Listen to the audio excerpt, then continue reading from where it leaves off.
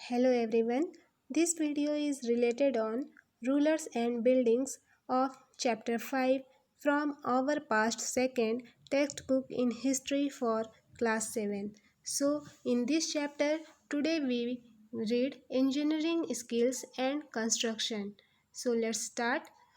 Under the chapter rulers and buildings, a new topic, engineering skills and construction.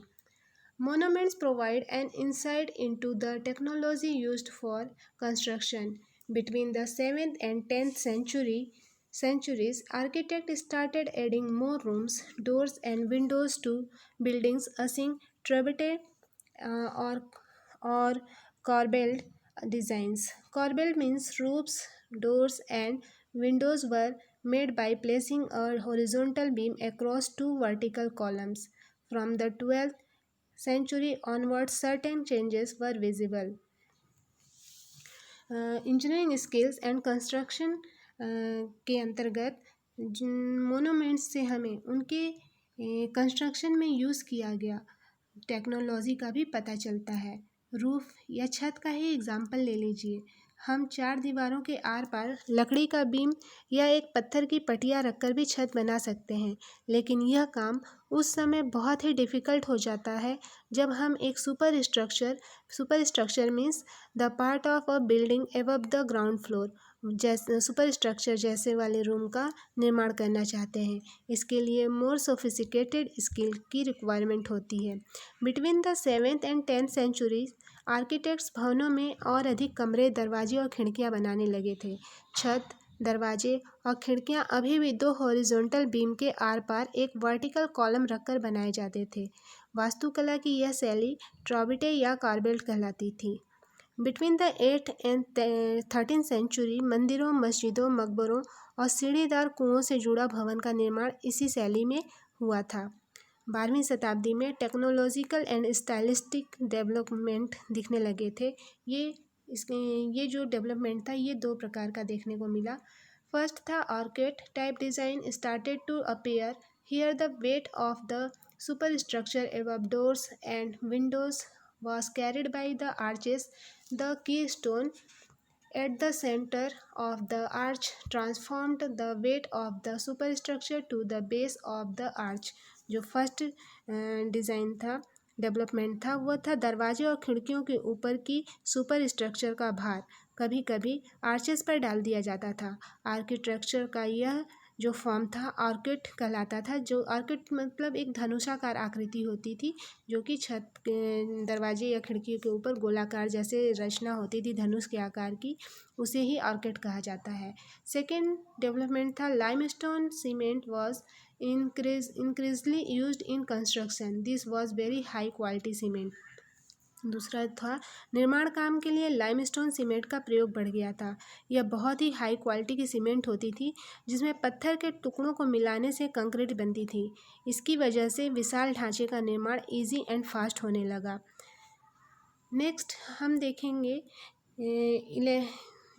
Temple construction in the early 11th century means 11वीं शताब्दी के प्रारंभ में मंदिरों का निर्माण। The Kandariya Mahadeva temple dedicated to Shiva was constructed in 999 by the king Dhanangdeva of the Chandela dynasty. An ornamented gateway led to an entrance and the main hall Mahamandapa where dances were performed. This was the place for ritual worship where only the king, his immediate family and priest gathered. 11वीं शताब्दी के प्रारंभ में कुछ मंदिरों का निर्माण किया गया, जैसे जिसमें शिव की स्तुति में बनाए गए कंदरिया महादेव मंदिर का निर्माण चंदेल राजवंश के जो राजा थे धनंग देव उनके द्वारा 999 में किया गया था। इसमें एक अलंकृत द्वार था इस कंदरिया महादेव मंदिर में। इसके प्रवेश भाग और इस मंदिर का जो निर्माण हुआ था इसमें अलंकृत द्वार से इसके प्रवेश भाग और मुख्य जो सभा भवन था जिसे महामंडप कहते हैं, जहाँ महामंडप में नृत्य का आयोजन होता था वहाँ तक पहुँचा जाता था और जो मुख्य देवता की मूर्ति थी वो गर्भगृह में रखी जाती थी। धार्मिक अनुष्ठान इसी जगह संपन्न किए जाते थे और इसमें केवल राजा और उनका जो निकटतम परिवार था और पुरोहित ही एकत्रित होते थे। Next, Kandariya Mahadev temple, something more about knowledge. The Kandariya Mahadeva temple, the great god of the cave, is the largest and most ornate Hindu temple in the medieval temple group found at Khajuraho in Madhya Pradesh India. जो Kandariya Mahadev temple है वो एक मतलब महान देवताओं का एक बहुत बड़ा केव जैसा है, जो कि लार्जेस्ट हिंदू टेम्पल का सबसे मेडिवल टाइम का एक हिंदुओं का एक बहुत ही बड़ा टेम्पल है।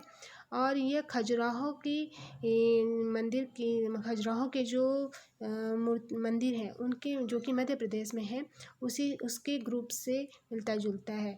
The Kandariya Mahadeva temple dedicated to Shiva was constructed in 999 by Dhanadeva of the Chandela dynasty. जैसा कि मैंने स्टार्टिंग में अभी पहले पिछले स्लाइड में बताया कि कंदरिया महादेव टेम्पल ये भगवान शंकर का मंदिर है और इसे 999 में धनंदेवा किंग, जो कि चंदेल डायनेस्टी के थे, उनके द्वारा बनाया गया। Next, see this image of Kandariya Mahadev temple. Next, Rajarajeshwara temple. The temple is regarded as one of the exciting 108 ancient Shiva temples of Kerala. It also has a prominent place amongst the numerous Shiva temples in South India. It had the tallest shikhra amongst the temple of its time.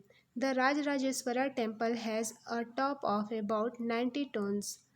If any problem is encountered in the other temples of South India, devotees seek a solution in this temple through a prasanna, a traditional method of astrological design making.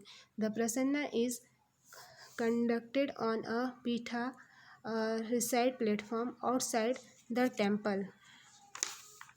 जो 11वीं शताब्दी के प्रारंभ में जो मंदिरों का निर्माण हुआ, जिसमें हमने पहला कंदरिया महादेव टेम्पल के बारे में अभी पिछले स्लाइड में देखा।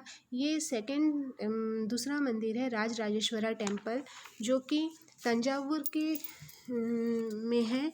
और ये राजराजेश्वर मंदिर का शिखर उस समय के मंदिरों में सबसे ऊंचा था।